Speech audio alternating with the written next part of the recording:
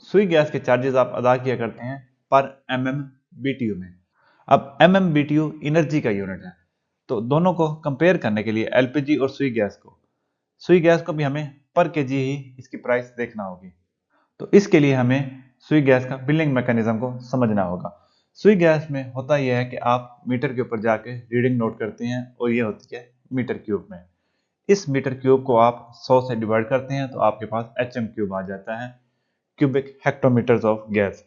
अब HM cube है volume का यूनिट। इसको एनर्जी में कन्वर्ट करने के लिए आपके गैस बिल के ऊपर एक फार्मूला लिखा होता है। इस फार्मूले की मदद से आप HM क्यूब को MMBTU में कन्वर्ट कर लेते हैं। इस तरह आपके पास एनर्जी आ जाती है। अब मैं आपको यहाँ पर एक एग्जांपल देता हूँ। फर्ज करें आपने मीटर के ऊपर जाकर रीडिंग नोट की तो वो आ रही थी 29 मीटर क्यूब, यानी 29 मीटर क्यूब गैस इस्तेमाल की आपने एक महीने के अंदर।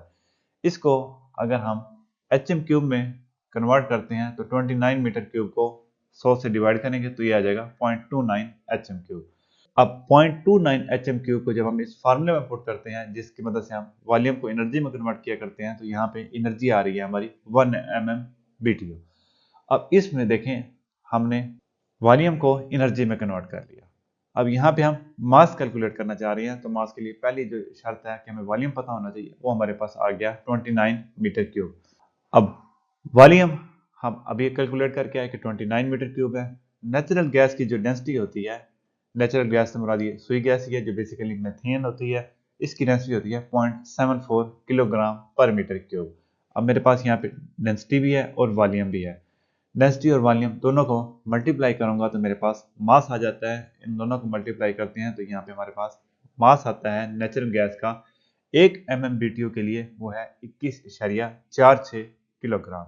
यानी सुई गैस के बिल में अगर आप 1 MMBTU गैस इस्तेमाल करते हैं तो इसका मतलब है आपने 21.46 किलोग्राम नेचुरल गैस इस्तेमाल कर लिया है। अब थोड़ा देख लेते हैं कि इसकी कीमत क्या होगी 1 किलोग्राम नेचुरल गैस की। अब सर ये डिपेंड करेगा आप कौन सी कैटेगरी में है, प्रोटेक्टेड में है या नॉन प्रोटेक्टेड में है।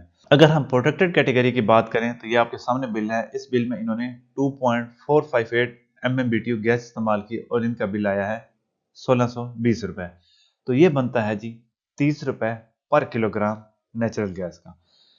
उससे आगे अगर हम बात करें नॉन प्रोटेक्टेड कैटेगरी की तो यहाँ पे देखें इन्होंने गैस इस्तेमाल किया है 3.704 MMBTU और इनका गैस का बिल आया है 7190 रुपए। इनके लिए गैस की कीमत बनती है 90 रुपए पर केजी।